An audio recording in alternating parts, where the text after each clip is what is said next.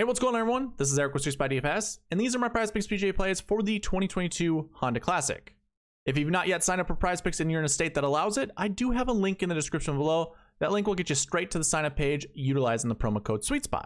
And if you sign up with that promo code and you put $20 in your account, you are going to win $20. I'm giving $20 away to anybody who signs up using that promo code SweetSpot.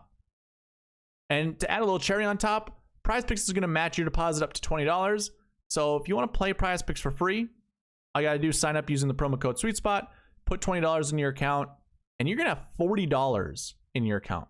Because again, PrizePicks is going to match that deposit. So it's going to cost you a sign up and the initial deposit fee.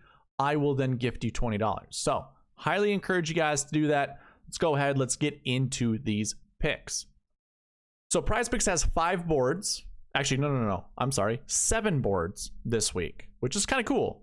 So as they typically do, birdies are better, strokes, which used to be called fantasy score, greens and regulation, and fairways hit. Those are your common 4 you see week in, week out. Now they're doing hole by hole props or projections, as well as, now if you're not aware, the bear trap here at the Honda Classic is a stretch of 3 holes back to back to back.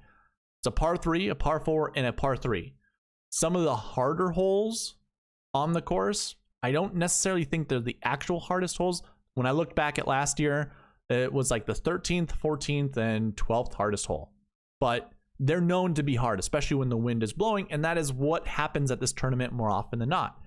So the bear trap shots, if you think of it this way, it even shows you par 3, par 4, par 3. So what happens if if a golfer gets pars on each of those holes? Well, their score's 10. The projections are cleverly placed at 10.5. So obviously this is golf. Anything can happen. You can get a par, birdie, bogey, double bogey. I should mention each 3 holes have water in play. There's a really good likelihood that if you wanted to select the over on any of the golfers here, you have a better chance to actually hitting that projection or, making a correct selection than you would be hitting the under. But don't be fooled either, because there have been golfers in the past that have birdied 2 of these 3 holes, who have gotten out of the bear trap 2 under. So it obviously, pick your poison.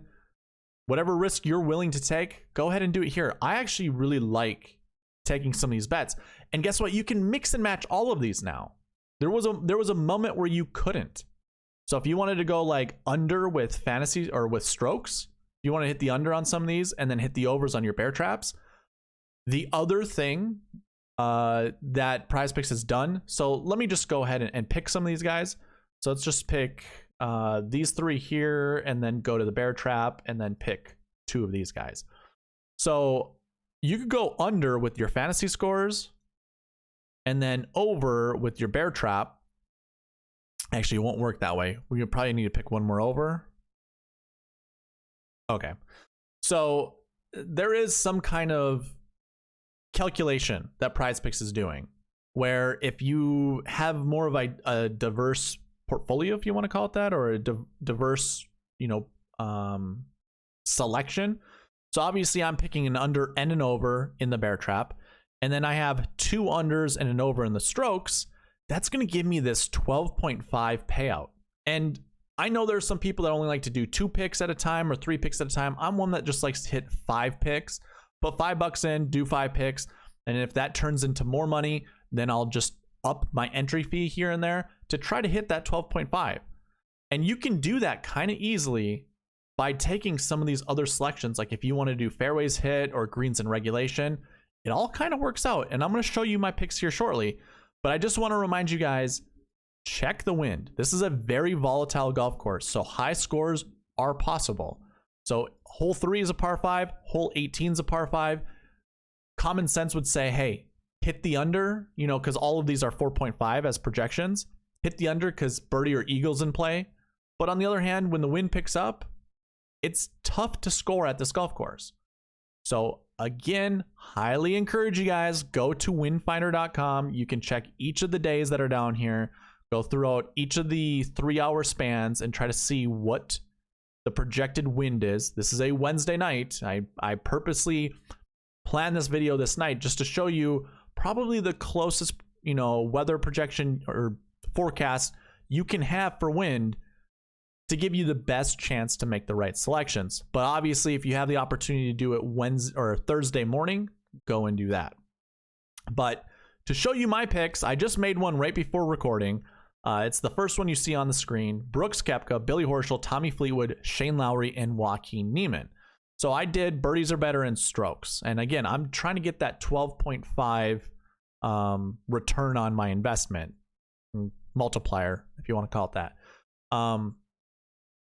Brooks, I'm just going to pick on him. I really don't have a reason one way or another. I am playing him in DFS on DraftKings quite a bit. So maybe this is more of a hedge, in my opinion. Billy Horschel with the over 3.5, that just seems, I wouldn't say simple or easy, but I like it quite a bit. I think Billy can absolutely do well here. So I have no issue picking a Billy Horschel. And then some of these other scores down here, the overs and the unders, it's just gut feel, if I'm being quite honest. I think Joaquin Niemann can stay hot and score really well at this golf course. Shane Lowry, if you didn't already know, par at this golf course is 70. So this just means he needs to shoot 1 under or better. And then Tommy Fleetwood, I do like him. I'll hedge with him in DFS, but here I think Tommy Fleetwood might be one of the more overrated golfers at this golf course. So I have no problem first starting out with going over on his strokes and then just seeing how the rest of the tournament plays out. I make most of my money on Friday, Saturday, and Sundays at this tournament. We have no idea what kind of form really these golfers are coming into. Things can change week by week, day by day. So I'd rather see how some of these golfers are playing before really, you know, investing money into PrizePicks. But I did just make this one just so you guys can have a good sense. Remember, the boards change hour by hour. Depends on how many people, I shouldn't say the boards, the projections within the boards change. And it's based off of popularity, essentially. If more people are hitting this under 4.0 birdies or better for Brooks, they'll bump it down to 3.5 to try to entice you to hit the over. So just be aware of that. I did make 2 other selections Monday when I first saw the projections come out. So I don't think you can get these projections, but just to give you an idea of some of the guys that I selected, here's what I meant. Like, this is a 12.5 multiplier payout as well. I went under with Billy Horschel, greens and regulation, which was 12. I think it's 11.5 now.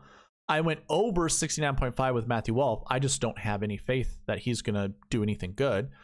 Over 70.5 for Danny Willett. There's really no reason. I haven't seen Willett, you know, his recent performances yet. It's just a gut feel once again. Over 8.5 fairways hit with Charles Howell III. He's a plotter. I think he's going to hit this over pretty darn easy. It would have to take some very bad mistakes on his part not to hit that over. And then Daniel Berger, I think right now his projection 69, if I remember correctly. I don't have it, but I got it at 69.5. And then to flip that also, or not so much a flip, but the next ones that I did, stayed with Billy with the under 12 greens and regulation. Hit the over with 68.5 on Brooks, as you can tell. Oh, shoot. I think Brooks's has changed too. I thought I could show you that it did, but I can't.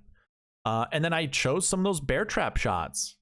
I undered with Alex Noren, over with Patrick Reed, and over with Danny Willett down here. So just some examples that you guys can use. I mean, I can show you this because I'm not competing against you. We can all collectively win together if we place the same things. But yeah, those are the picks this week. Got nothing else. Hopefully we win a lot of money this week, and I'll see you in the next one. Thank you for watching. Please leave a like, comment, subscribe, all that good stuff. All right, bye.